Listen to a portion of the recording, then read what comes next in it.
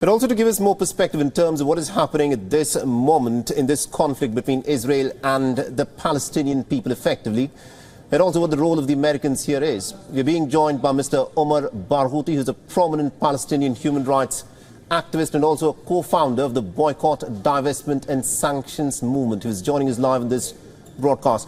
Now, Mr. Barghouti, we just heard from the American Secretary of State stating that Israel has the complete backing of the United States of America. Now, as things stand, this is the sixth day of fighting, and this moment, the situation in Palestine, the Gaza Strip, we're given to understand, is extremely dire. What do you make of the American Secretary of State, Anthony Blinken's statements there? Can the United States do more in bringing about peace in the region? Yes, thank you for having me. Indeed, the United States can do a lot more to bring about a just peace in the region by ending its enormous complicity in Israel's crimes against Palestinians.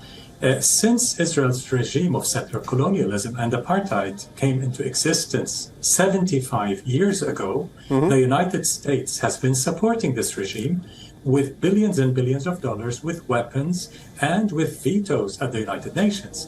So when Blinken says we want peace with justice, well, you cannot be serious about achieving peace with justice while funding this horrific army with such weaponry and military aid and hope to achieve justice. Justice can only be achieved when international law is respected by everyone, when we dismantle apartheid and achieve equal rights for everyone. Now, at this moment, the blockade of Gaza, where Gaza has been cut off from supplies of food, medicines and water, has now gone on for more than 72 hours. And the statement that we are hearing from the Americans is that they are sending in more weapons, which is being handed to the Israelis to be used on the Gaza Strip. What is the American interest here in arming Israel to carry out what is being condemned by many human rights activists as effectively war crimes? Because a lot of people in Gaza at this moment, there are 2.3 million civilians who've got nothing to do with this fighting, who've been caught in this mindless violence. Well, it's not entirely mindless violence. Let's really, before I answer the question about what's happening with Palestinians, and they're facing conditions of genocide. Some international law experts have begun to discuss Israel committing acts of genocide with a clear intent to do so. But before we discuss even that, let's step back. Violence is only a byproduct of oppression.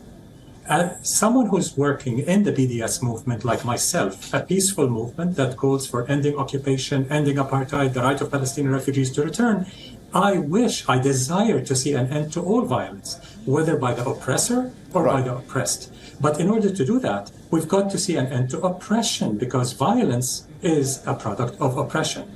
Now, you mentioned the situation in Gaza. There is no interest for anyone to keep 2.3 million imprisoned in this open-air prison with cutting off supplies, food, water, electricity, medicine, and so on, except someone who wants to see people dying, a slow death or a fast death.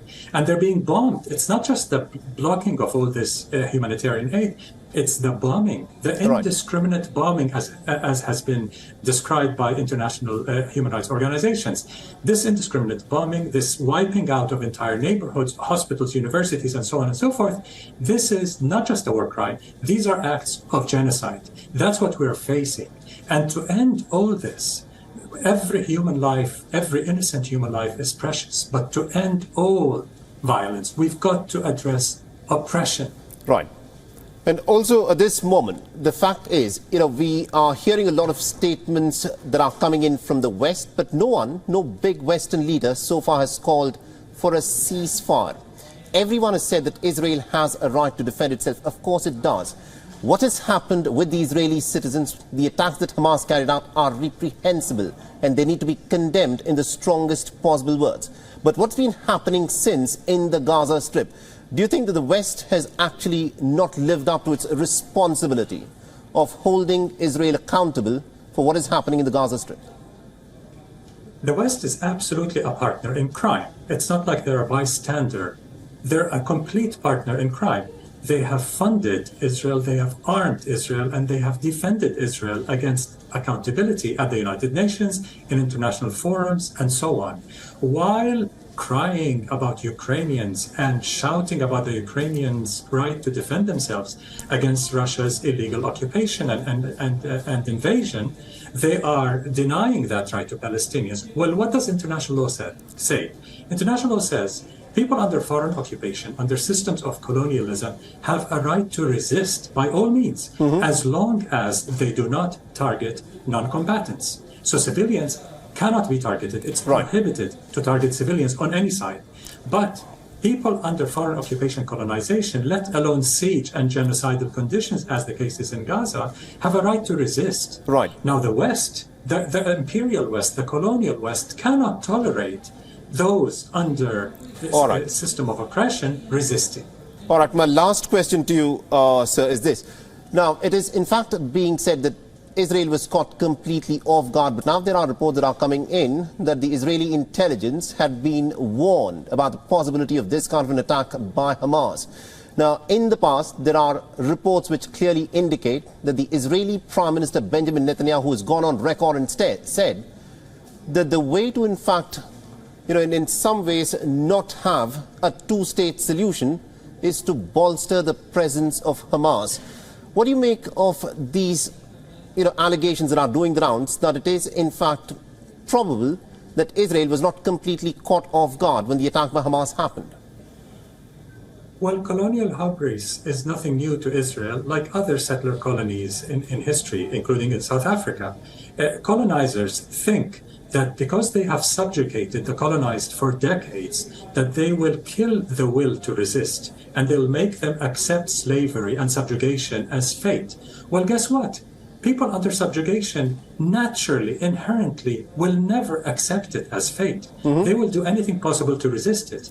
As someone involved in the BDS movement, a non-violent movement that calls for ending international complicity, state complicity, corporate complicity, institutional complicity in Israel's regime of oppression, that's the way to go internationally to bring about an end to this system of oppression and therefore an end to all violence. But, my last final quick follow-up question, Mr. Barghouti, is this. What happens to the BDS moment now? Because the way things are going in the western part of the world, there is very little that is being shown in terms of sympathy for, what is happening at this moment in the Gaza Strip. Because the narrative that has been built up has almost equated the actions of Hamas with the people of Palestine. Well, there are several problems. We are going through a Ukraine moment, if you will, the beginning of the Russian invasion of Ukraine, when a herd mentality took over the West. The media, the establishment, most of the intelligentsia, and of course politicians. And where anyone who dared to question anything about NATO, about culpability and so on, was cancelled, basically. We're going through a similar phase, but it's a phase. It will pass. People understand that the root cause of violence is oppression. And people do get that they have a responsibility, especially in the West, because their states, their corporations are what have enabled Israel's regime, 75-year-old regime of oppression, to continue. So they will realize that the BDS movement's goal of ending this complicity is the right way to go. What else is there? It's either international law or the law of the jungle. The law of the jungle will kill everyone, will hurt everyone. And that's definitely not the right way to go. All right. Thank you very much indeed, Mr. Barghouti, for joining us and getting us all those insights there. As this conflict, of course, continues to play out, one can, of course, only hope that common sense prevails and that innocent civilians are not targeted. Thank you very much indeed. Thank you. WION is now available in your country. Download the app now and get all the news on the move.